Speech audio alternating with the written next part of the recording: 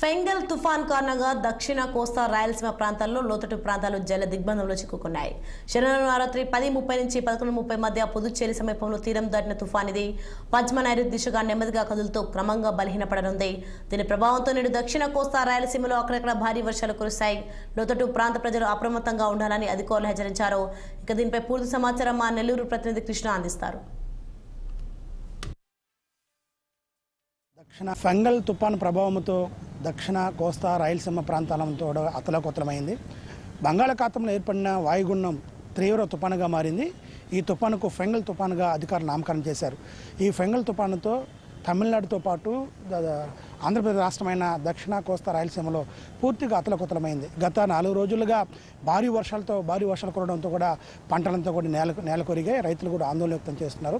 శనివారం అర్ధరాత్రి తమిళనాడు ఏరియాలో ఉన్న పుదుచ్చేరి వద్ద తీరం దాటడంతో ఈ సమయంలో గంటకి 80 నుంచి 90 కిలోమీటర్ల వేగంతో కూడిన భారీ వర్షాలు కురవడంతో కూడా ఈ దక్షిణ కోస్తా రాయలసీమ ప్రాంతాలంతా కూడా పంటతో పాటు లోతట్టు ప్రాంతాలంతా కూడా నీటి మునిగాయి. ముఖ్యంగా తమిళనాడులో కూడా ఎక్కువగా లోతట్టు ప్రాంతాల్లో కూడా నీటి మునగడంతో కూడా తమిళనాడు నుంచి నెల్లూరు జిల్లా ఇట హైదరాబాద్ విజయవాడ వెళ్ళే రాకపోకలు నిలిచిపోయినాయి. ముఖ్యంగా నెల్లూరు జిల్లా నుంచి వెళ్ళే ప్రతి వాహనాలు కూడా తమిళనాడు ఏరియాలో ఉన్న రెడ్డి హిల్స్ వద్ద టోల్గేట్ వద్ద భారీ ఎత్తున నీరు చేయడంతో కూడా వాహనాలందరూ కూడా రాకపోకలు ఆగిపోయినాయి.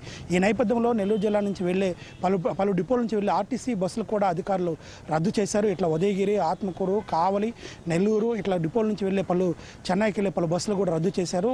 పూర్తిగా నీరు తగ్గిన తర్వాత మాత్రమే బస్సులు మళ్ళీ తిరిగి పునరుద్ధరణిస్తాము, ప్రజల్లో సహకరించాలని కూడా ఆర్టీసీ అధికారులు తెలియజేశారు. అయితే ఇట్లా దక్షిణ కోస్తా రాయలసీమ కొన్ని ప్రాంతాల్లో ముఖ్యంగా చిత్తూరు జిల్లా, తిరుపతి జిల్లా, వైఎస్ఆర్ జిల్లా, సత్యసాయి జిల్లాలో కూడా పూర్తిగా పంట నష్టం జరిగింది. లోతట్టు ప్రాంతాల్లో కూడా పూర్తిగా నీటి మునిగినాయి. ఎక్కడికెక్కడ అధికారులు కూడా ఎప్పటికప్పుడు సహచర్యలు చేపట్టారు. అయితే చేతికొచ్చిన పంట నీటి మునగడంతో కూడా రైతులు ఆందోళన వ్యక్తం చేస్తున్నారు.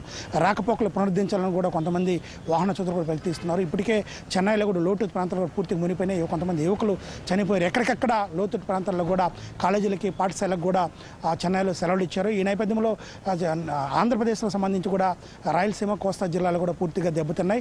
లోతట్టు ప్రాంతాలు కూడా ఎక్కువ నీరు చేరడంతో సురక్షిత ప్రాంతాలకు ప్రజలు తరలించారు. కృష్ణపట్నం పోర్టులో కూడా ఆరోగ్య ప్రమాద హెచ్చరిక జారీ చేశారు. ఇంకా తుఫాను శనివారం అర్ధరాత్రి తీరం దాటినా కూడా ఇంకా భారీ వర్షాలు ఉంటాయి కూడా వాతావరణ శాఖ హెచ్చరిస్తోంది.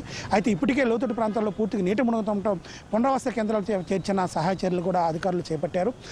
తిరుపతి జిల్లా, చిత్తూరు జిల్లా, వైఎస్ఆర్ జిల్లాలో ఎక్కువగా ఈ యొక్క భారీ నష్టం జరిగింది. దీన్ని పునరుద్ధరించాలని కూడా అధికారులు ప్రయత్నిస్తున్నారు. ఎక్కడికక్కడ ఎన్ఆర్ఎఫ్ బృందాలతో కూడా సహాయ చర్యలు చేపట్టారు. చెన్నై రాకపోకలకు ఇంకా 1-2 రోజులు ఇంకా అంతరాయం కలిగే అవకాశం ఉంది. ఎందుకంటే నేషనల్ హైవేలో ఎక్కువగా రోడ్లు దెబ్బతినడంతో, టోల్గేట్లు లోతట్టు ప్రాంతాల్లో కూడా ఎక్కువగా నీరు చేయడంతో రాకపోకలు ఎక్కడక్కడ ఆగిపోయినాయి. అదేవిధంగా ట్రైన్లో వెళ్తున్న ప్రయాణికులు కూడా తీవ్ర ఇబ్బంది పడుతున్నారు. ట్రైను రాకపోకలు కూడా అంతరాయం కలుగుతుంది.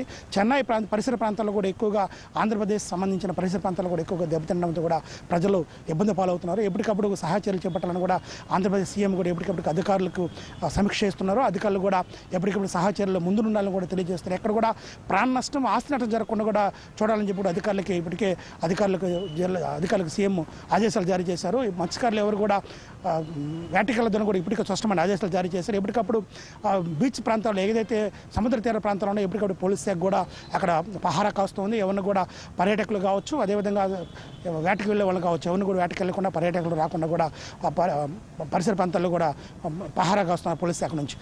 ఇప్పుడు ప్రస్తుతం ఈ అర్ధరాత్రి తీరం దాటినా ఇంకా 2-3 రోజులు వర్షాలు ఉంటాయి. భారీ వర్షాలు ఉండడంతో ప్రజలందరూ కూడా సురక్షితంగా ఉండాలి. అవసరమైతే తప్ప బయటికి వెళ్ళొద్దని కూడా అధికారులు ఆదేశాలు జారీ చేస్తున్నారు. కెమెరామెన్ చలపతో కృష్ణ 6 టీవీ నెల్లూరు. ఫెంగల్